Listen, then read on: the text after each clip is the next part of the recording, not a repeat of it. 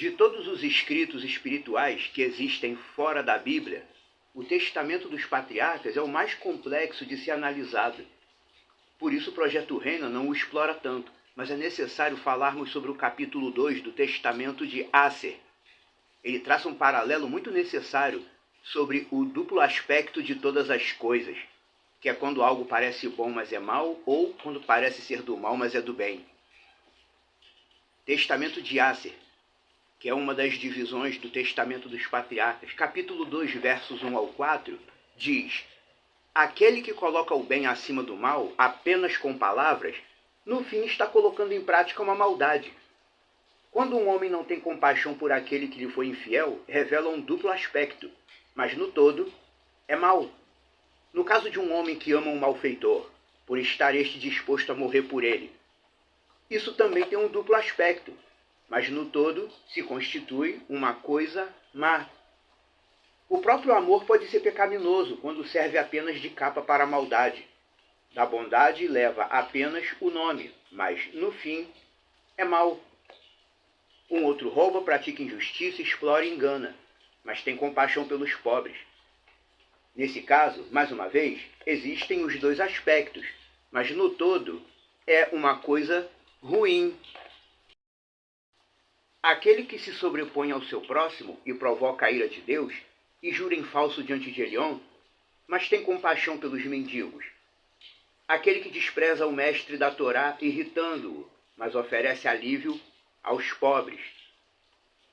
Aquele que suja sua alma, mas ostenta o brilho no corpo.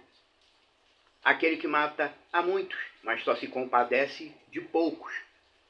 Incorre igualmente em atos de duplo aspecto. Mas o resultado de tudo são más ações. Um outro comete adultério e fornicação, mas a par disso se abstém de alimento. Nesse caso, seu jejum constitui um pecado, pois há muitos pervertes por meio da coação e da riqueza. Se apesar de sua imensa maldade, guarda os demais mandamentos, da mesma forma isso revela um duplo aspecto, mas no todo prevalece o mal. Tais homens são semelhantes aos porcos, que seriam puros por terem os pés ungulados, mas na verdade são impuros. Foi exatamente isso que Iá disse nas tábuas da Torá. Esse texto trata de um tema que é 100% espiritual. Tudo na vida se divide em dois, tudo na vida se classifica em dois. E no caso das ações humanas também. Existe o bem que parece ser um mal, e existe o mal que parece ser um bem. Se você supõe servir ao Deus Eterno, você precisa compreender esse tema, ou pelo menos começar a pensar nele. Se você não tiver o mínimo de compreensão sobre esse assunto, você corre o risco de fazer um mal achando que está fazendo um bem. Pois em assuntos espirituais, nem tudo é o que nós achamos.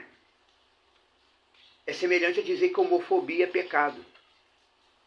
O versículo 1 do texto de Aser diz: aquele que coloca o bem acima do mal apenas com palavras, no fim das contas está colocando em prática um mal. Nós que dizemos servir ao Eterno, precisamos estudar a lei dele para conhecer, porque nós precisamos compreender o que é que o Deus Eterno considera pecado ou não. Não é o ser humano que define o que é o pecado.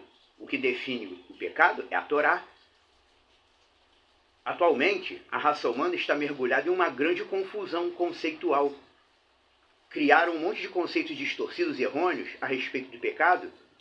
Por exemplo, tem cristão, como eu citei o exemplo, homofobia. Tem cristão que diz que homofobia é pecado. Não existe pecado chamado homofobia. Não existe. O fato de eu não considerar e não aceitar o homossexualismo como algo normal não é pecado, pois o Deus Eterno já deliberou sobre isso no texto sagrado. Mas se, por exemplo, eu matar um gay só porque ele é gay, aí sim, matar pessoas é pecado.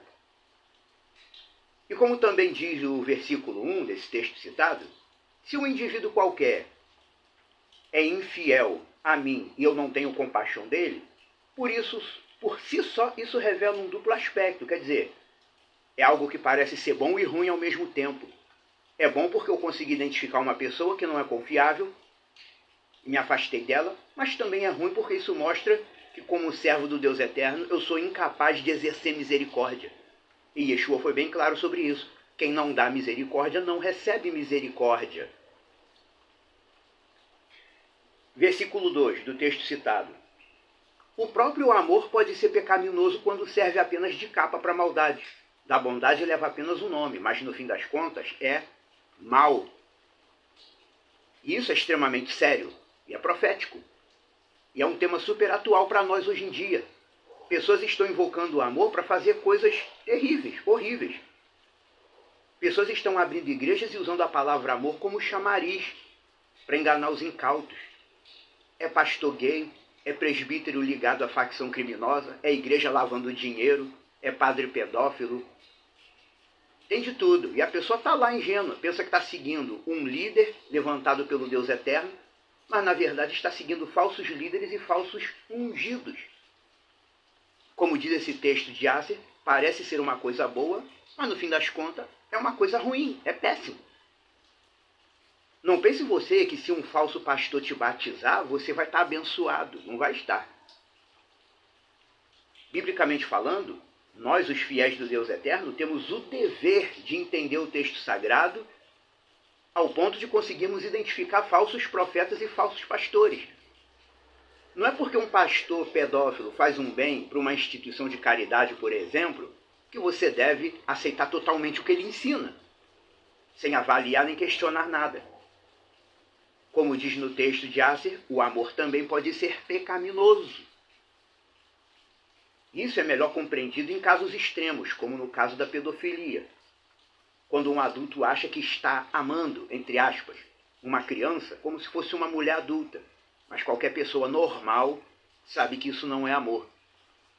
Se você supõe ser um servo do Deus eterno, se você é desses que costuma dizer, não é só você que tem Deus, não, eu também tenho Deus, eu também sou de Deus.